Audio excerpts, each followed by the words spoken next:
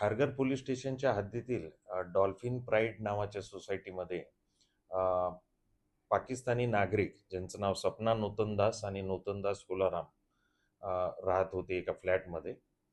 ते नोव्हेंबर 2024 मध्ये short term व्हिसावर भारतामध्ये आलेले होते. त्यांना 2 मुलं होते, एक 10 वर्षाचा, 6 वर्षाचा.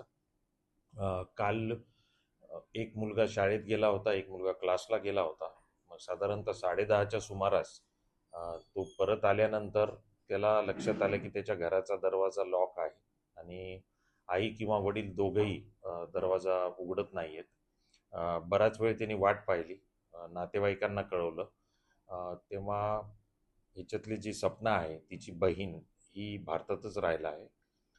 ही नातेवाईक आणि मित्रांसोबत आली. मग त्यांनी शेजारच्या फ्लॅटमधून जाऊन बघितलं असता शेजारच्या फ्लॅटची गॅलरी आणि ह्यांची गॅलरी ही एकमेकाला लागून होती. मग त्याच्यापैकी एका व्यक्तीने या गॅलरीतून त्या गॅलरीत प्रवेश केला आणि मध्ये त्याला दिसलं की सपना आणि नूतनदास हे रक्ताच्या थारोळ्यात पडलेले आहेत आणि आतून दरवाजा बंद आहे. त्याने तो दरवाजा उघडला आणि मग त्यानंतर सगळे नातेवाईक मित्रांनी आत प्रवेश केला. पोलिसांना कळवलं. पोलीस घटनास्थळी गेले. सगळे पुरावे गोळा केले. या प्रकरणामध्ये आपण खुनाचा गुन्हा दाखल केलेला आहे.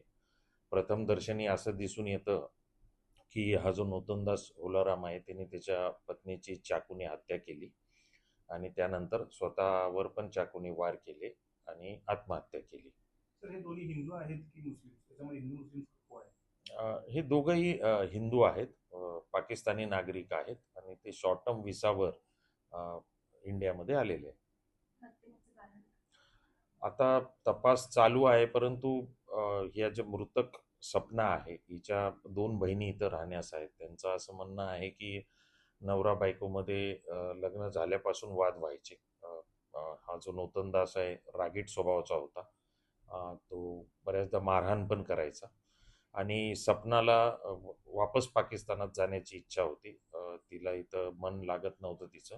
आणि हा जो नूतनदास आहे तिचा पती, तो भारतातच राहावा अशी तिची इच्छा होती. या कारणावरून पण वाद व्हायचे असं मृतकाच्या बहिणीनं सांगितलेलं आहे.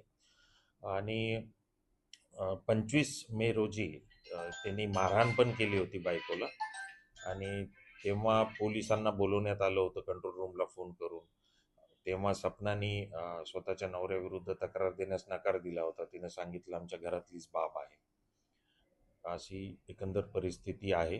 या गुन्ह्याचा तपास वरिष्ठ